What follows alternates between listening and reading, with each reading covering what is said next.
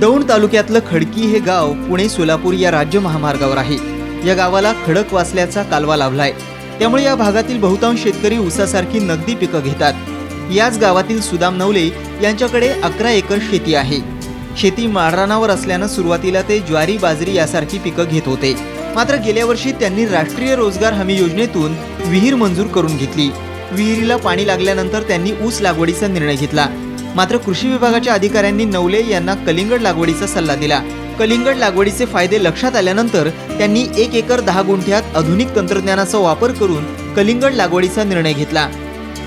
शेताची नांगरट करून घेतली, पाळी घातली, त्यानंतर 10 फुटावरती एक बेड हे नियोजन करून सरासरी आमचे 51 बेड झालेत। तर त्यानंतर बेड काढल्यानंतर आम्ही बेसळ डोस, शेणखत याची प्रक्रिया केली आणि नंतर ड्रिप ठिबक सिंचन ह्या माध्यमातून इनलाईनचा वापर केला। इनलाईन हाताळल्यानंतर मजुरांमार्फत मल्चिंग पेपरचा वापर केला आणि नंतर शुगर क्वीन या बियाण्याची निवड करून लागवड केली। नवले यांनी ऑगस्ट महिन्यात कलिंगडाची लागवड केली। 1 एकर 10 गुंठ्यात 9000 रोपं लावली। कलिंगडाची लागवड केल्यानंतर खत, पाणी आणि सूक्ष्म अन्नद्रव्य देण्यासाठी ठिबकचा वापर केला। मावा, तुडतुडे यांचा प्रादुर्भाव झाल्यानंतर कृषी विभागाच्या अधिकाऱ्यांच्या सल्ल्यानुसार कीटकनाशकांची फवारणी केली।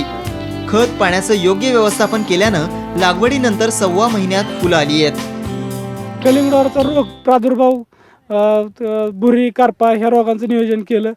नंतर सरासरी 1.25 महिन्यानंतर फुलं फुल धरणीच्या मापात आल्यानंतर माशीचा म्हणजे फळमाशीचा प्रादुर्भाव झाल्यानं होतोच, त्याच्यामुळं आम्ही शेतात ट्रॅप लावलेत आणि थ्रिप्स ह्यासाठी आपण स्टिकर वापरलेले।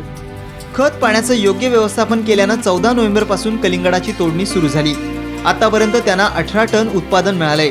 आणखी 10 टन उत्पादनाची अपेक्षा आहे। खर्च वजा जाता 1.5 लाख रुपयांचा नफा अवघ्या 70 ते 80 दिवसांमध्ये मिळतोय।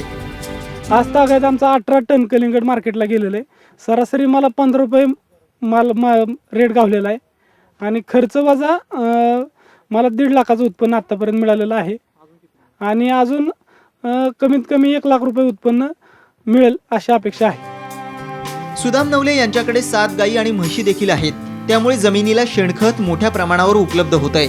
तसंच जमिनीची सुपीकताही वाढतीये। शेतातली कामं घरातलीच मंडळी करत असल्यानं घरातल्या 3 लोकांना कायमचा रोजगार उपलब्ध झालाय। शेतातील कामं करण्यासाठी त्यांचे वडील कैलासराव नवले आणि त्यांची पत्नी सीमाताई यांची मोलाची मदत मिळतीये।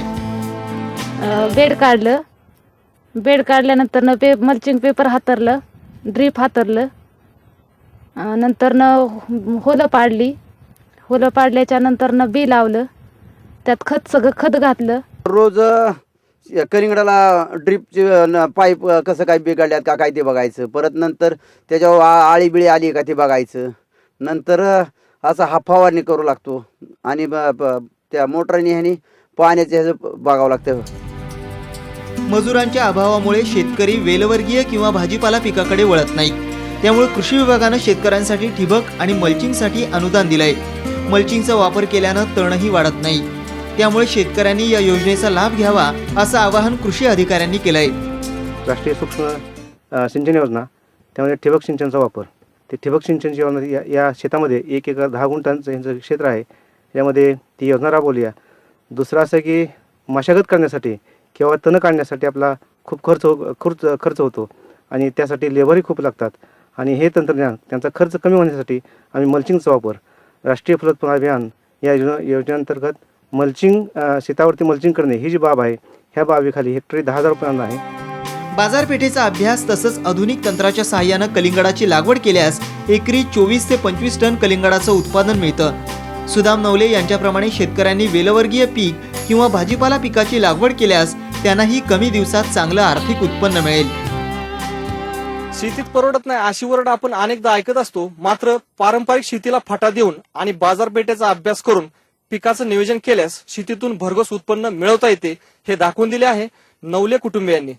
नवले कुटुंबियांनी कलिंगडाच्या पिकातून भरघोस उत्पन्न घेऊन या भागातील शेतकऱ्यांना एक आदर्श ठेवला आहे। विजय मोरे, साम टीव्ही, दौंड।